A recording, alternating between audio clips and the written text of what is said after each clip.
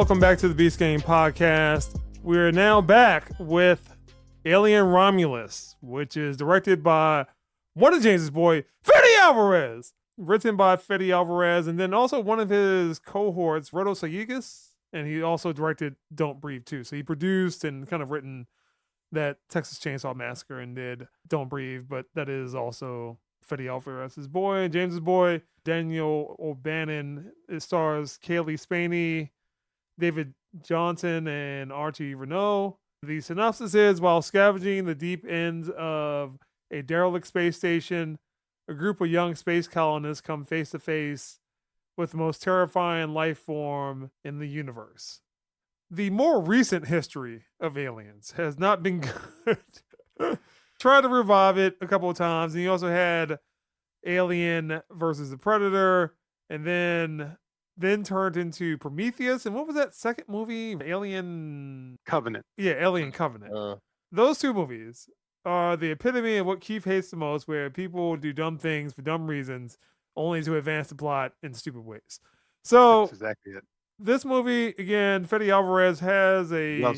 Well said. Yeah, Fede Alvarez has a pedigree, more female-focused movies, delivering on whatever that idea is for that movie. So Don't Breathe, that was a great movie. Anything else that he is attached to is also generally been good.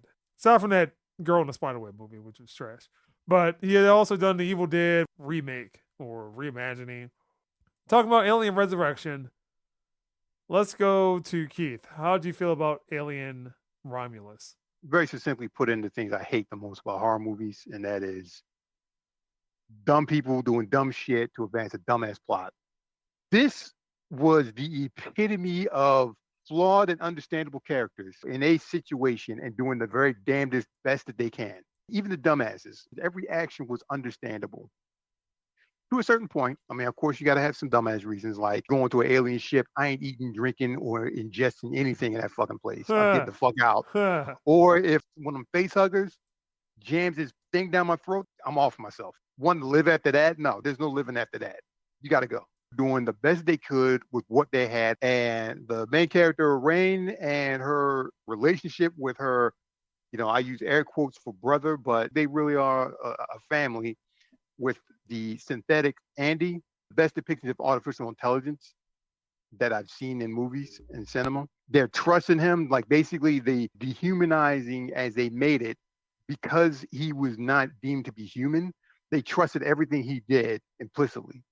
And any errors or mistakes that were done were blamed on him glitching or having some kind of malfunction that needed to be fixed. Not to spoil anything, but when certain events occurred and they're taking Andy's word for that this can't be done, we should do this instead, they're like, yeah, that makes sense. Chiming in and saying, hey, the house is on fire, the kitchen window's open, jump out of that. And you're like, oh, hell yeah, let's jump out of that. And instead, you don't realize that there may be some ulterior motive that you trust it implicitly because it's technology that you basically have learned to depend on. And Rain having that human relationship understood that there were some issues with Andy. So the back and forth and kind of like that. And character, again, Rain was making smart decisions and just smart choices of what she could. And any emotional reaction or choices or things she did completely in keeping with her character. When shit went down, it made perfect sense, and there were forgivable incidents and accidents, and people paid and suffered for their stupidity and their mistakes. The writing, the atmosphere, the music, the special effects, all top notch. Grade A. Like the use of practical effects over digital effects was just like, forgot that they were using practical effects. That's how good it was. I'm thinking like, man, they really making these aliens look a little janky like. And I'm like, oh, it's all practical effects. Digital effects were for things that were literally impossible to pull off, such as the space flight sequences and all that other stuff. So one of the best Aliens movies, aside from Aliens, the James Cameron movie, this is the best Alien movie out there. So those are my thoughts. All right, Matt. I was very pleasantly surprised about this, especially considering the movies as a whole have been a letdown in movie theaters, at least for the last 3-ish, 4-ish years.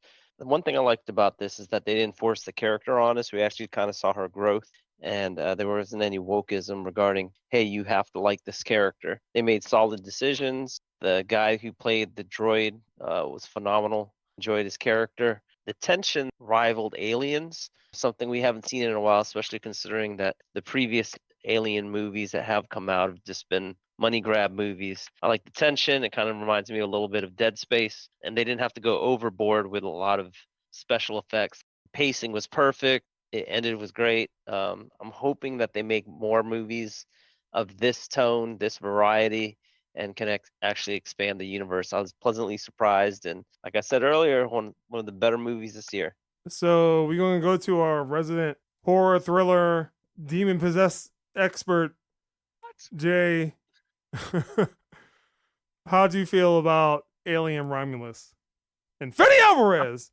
Yeah, for one, I am a fan of Fede Alvarez. It seems like the Alien franchise could be hard to actually put your stamp on. Let's be fair. After the James Cameron one, Aliens, it's kind of been hit and miss, hit and miss. Even the ones that had Ripley in it was still kind of hit and miss. You would expect Ridley Scott at least redeemed the franchise when Prometheus came out. Because I remember kind of leading up to that, people were like, oh, well, it's going to be better because Ridley Scott's coming back Guys to directed it, yeah.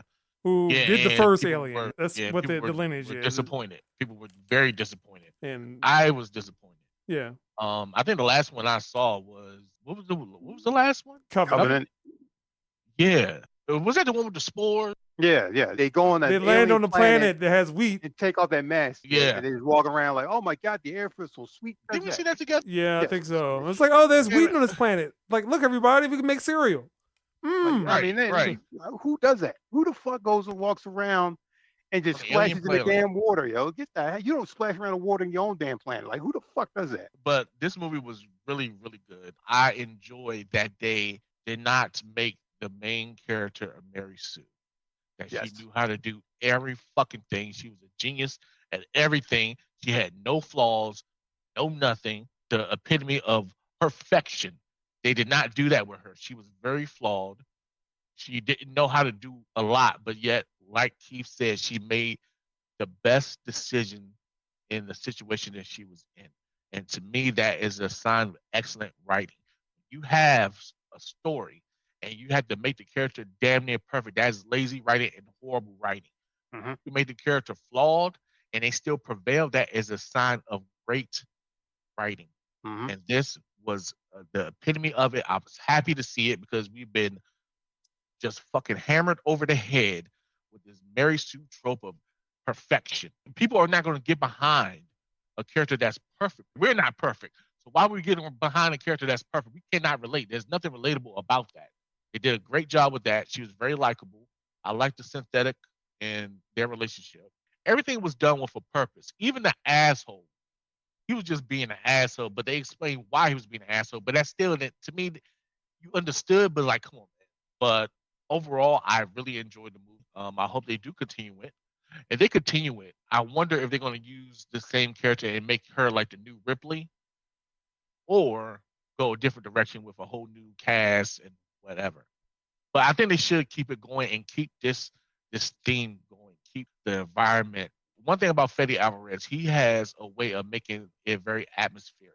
Like with Evil Dead, it was very atmospheric. Certain things that was happening, you felt like, oh shit, some bad shit's about to happen. With Mhm. Don't Breathe, same thing.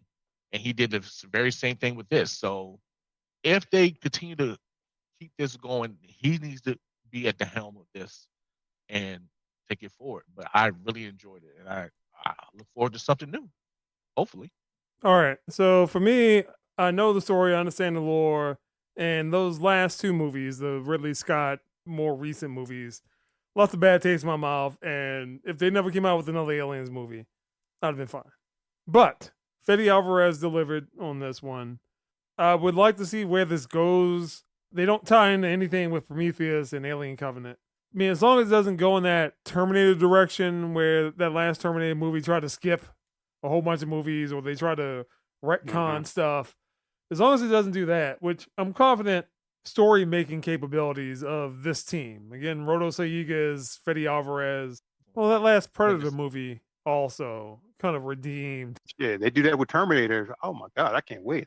We'll see. That's remains to be seen. But again, I liked it. One thing that we were talking about before this podcast started recording is that the fact that There's a couple of controversies around this. So one, the Metacritic score, the Rotten Tomatoes score has been dropping. So audience score seems like it.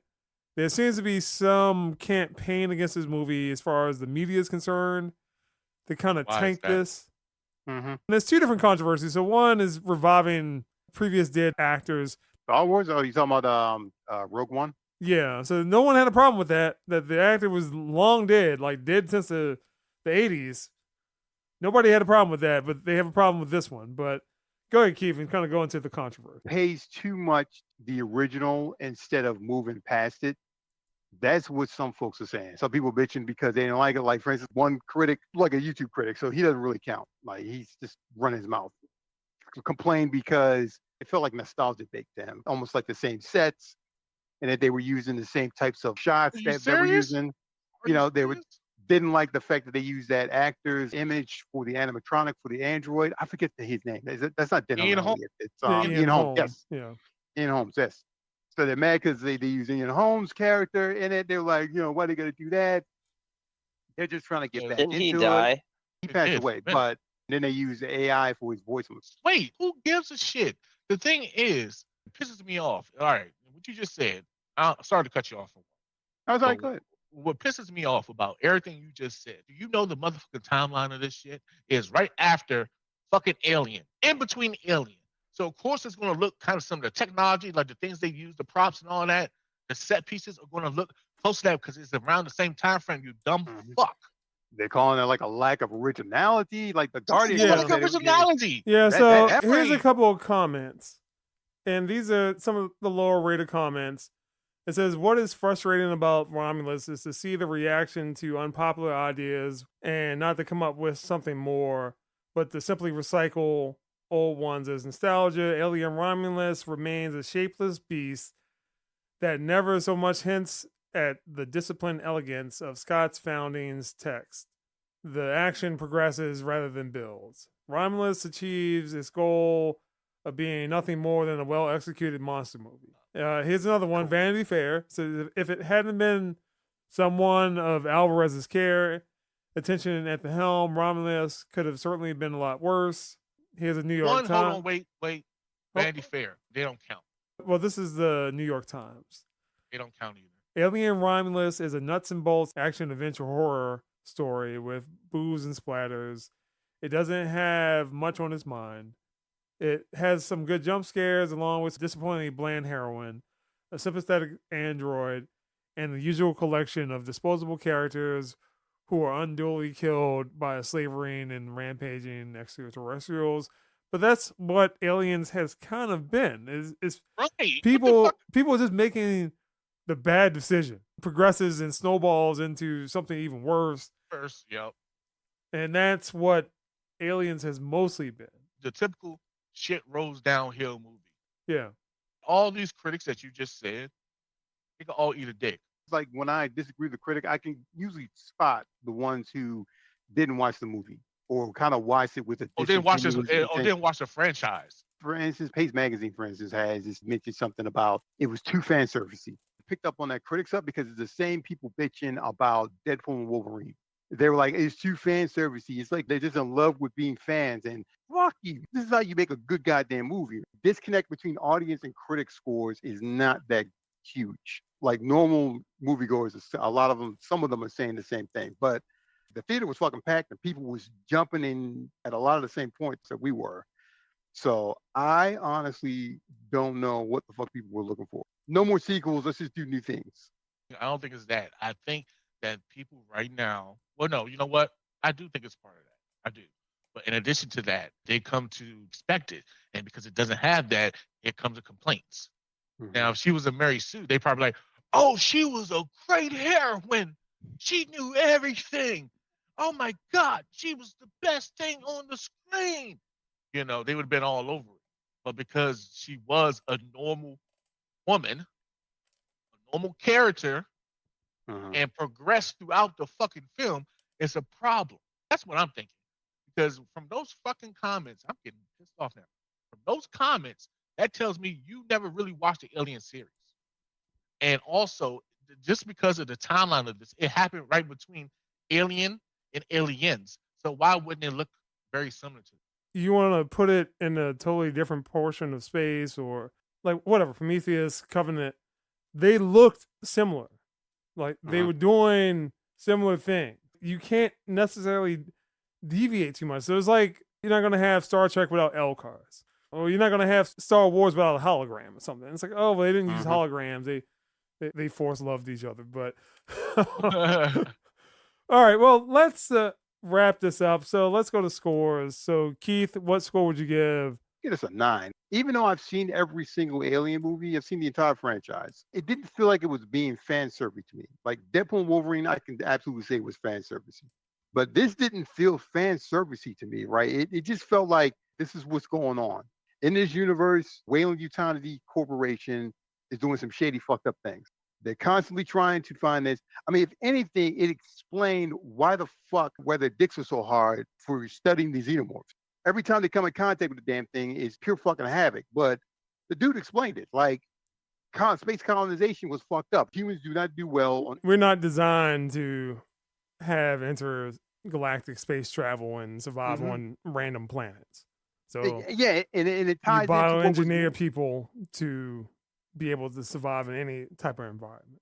Yeah, and then it ties into what was going on in Blade Runner because they said Blade Runner and Alien is the same universe. So it ties into Ridley Scott's other shit. You go the synthetic route or have artificial humans do everything? No, you want that human experience. Prometheus now makes fucking sense to me. I'm trying to scratch my head. Why the fuck is this guy going around, going to these places trying to find this? And in reality, they're trying to evolve. They find this substance where literally a full-grown alien killing machine is grown in 30 minutes? It took like 40 minutes for that fucker to go to full size and fuck their whole lives up. Impregnation to the Asian girl to full blown, I'm killing everything. And like took 40 minutes for it to do that. You've got this biological thing that we can probably conquer.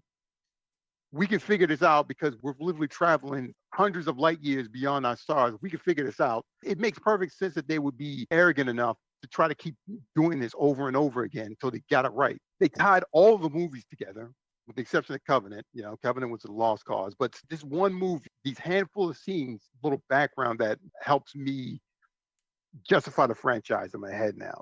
So it doesn't invalidate anything. And just because it centers within that world and that universe and doesn't go beyond it too much and keeps the action grounded in that regards, doesn't make it a bad film, and it doesn't make it fan service. It just means that they're telling a story within that flight. If there was some ridiculous Andy jumped up and said, I would like to be free. I want to be free and express my emotions.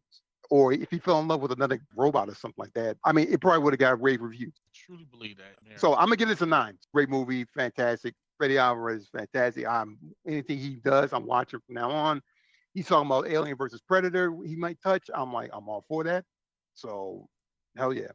All right, Matt. One thing I loved about this movie, again, is the tone that it set, not only with visual effects, but the lighting, the intensity, the cleverness it has as far as with its characters and the investment that you have.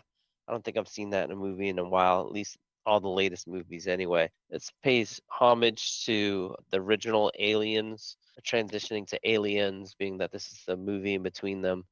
And then if you pay attention to the background, you'll see a couple of things that are like, oh, okay, this is what they're going to in the future. I do hope that this is not a one and done deal with this movie, especially if they keep the same director and writers. I really look forward to more movies like this because previous movies prior to this, I just was not, no. I don't know what it was. That was some crazy spin-off stuff in another universe, but this restores everything back to its roots, the way that we've known the originals, especially when they have sequelitis where the sequels just suck. But this one right here was phenomenal. I give it a 9.5. All right, Jay? I give it a 9. It was very atmospheric. I like the way it was shot. I mean, there wasn't many things I complain about. I got to give it credit. As a man that watches a whole shit ton of horror movies, good, bad, I am desensitized to a lot of shit. This shit made me jump. Because of that, I'm giving it a 9.25. Wow, I've watched him like a hawk, and he's always literally point to the screen, jump scared in 2 seconds. What movie was that? Like, go Cabin in the Woods. Yeah, James. Let's not talk about that. James get that move the finger as we got up. I'm like, oh, I thought you liked the movie. Really? I mean, James was enjoying the movie. He gets Yeah, up. no, let me explain. Then Hold gives on, it the my score is finger, 9.25. and then like when Blu-rays were still kind of hot, James is like, "Oh, let's go cop that Blu-ray for that." Like, yo, Well, okay, I'm going to explain. Hold on, let me explain myself. I'm going to explain myself. That movie was not a horror movie. It was a horror comedy. I was looking for a horror movie, so that's why I received the middle finger, because I wanted to watch it again. I wanted to watch it again. This was before streaming was even a thing, so I wanted to watch it again because I always give horror movies. I think I told you that then. And I did watch it again recently, and I still feel the same way. But I take that back. I feel a little bit differently now because I know it is a horror comedy. It's not to be taken seriously. I was expecting to be taken seriously. All right, if I go in to see Texas Chainsaw Massacre, right, and I know how Texas Chainsaw Massacre is, and then all of a sudden it comes out to be a horror comedy, I'm going to be pissed off. It's like Texas Chainsaw Massacre 2 kind of went to a horror comedy direction. It was okay, brought up by the trailers back then. It was going to be funny. Even Evil Dead 1 is starkly different from Evil Dead 2. That's when it became like a horror comedy, but because of how it was done, it was appreciated. I can understand. Well, if you slide on that, we're going to keep bringing it up because that shit was out of left field. We were just like, what the fuck is going on with this guy? basically 8.5. I did like this movie. Again, I'm not big on aliens. Those last two aliens movies. Ooh, like those were bad. I mean, this is a typical Fede Alvarez movie, so there is a lot of running and trying to navigate through a scenario to do some more running, which happens in a lot of his movies. I mean, Don't Breathe, kind of the same thing. That Evil Dead, because all that took place at a house, wasn't necessarily that. It does have a formula. He can deliver on that formula. That's the difference between him and another director or writer, that the formula works for any movie. Aliens tends to be a more female-focused movie, except for, I guess, Covenant, maybe not so much. But Prometheus was. All the other previous, aside from like AVP, those movies were slotted into this because of his skill. And again, he can deliver on that, and there's no problem with that. And the movie looks good. The way that the movie progresses, it also works. So this is a good movie. I mean, I could watch it again. It's just a fun movie to watch with other people. And I think that may be what's lost in some of those reviews, media reviews, that, hey, one, movies aren't doing so hot. Aside from Inside Out, Deadpool, and Wolverine, there really has not been too many successes. I mean, Fall Guy went directly to home video or streaming Pretty much. almost 3 weeks after it came out. I enjoyed that movie. I'm trying to Fun think. movie. I remember I was in LA when Boy Kills World came out. By the time I got back, Boy Kills World was out of the theater and hitting streaming, even though I had saw it the weekend that it came out. And like A Quiet Place. Last Quiet Place. To me, that was not a good movie. Again, another movie I saw in the movie theater that went directly to streaming maybe like later in the month. Things aren't doing so hot. So if you can bring people together for an event, which is what technically movies should be now, to get people into the theater, this movie delivers on that. Has the gore, has the jump scares, it has the, hey, you understand what that person said? You want to know what this means? Here's the aliens reference. It works in that context. Media reviews, I'm not sure what the angle is. Maybe somebody didn't get the advance tickets in time, or they weren't invited to the Oscar party or something. But and you can also see this in the video game world. Some of these writers already have a slant. Black Myth, Wukong, whatever that game is. Like, that is another one where it's like, oh, well, these people are this, so we have to show how anti whatever they are. And it's like, all right, well, are you understanding the art, basically? So, again, 8.5. Likely end of the year pick. I mean, one, just because it's a good movie, and two, is James Boy Fede Alvarez delivering again. Hot damn. Beast Game Podcast.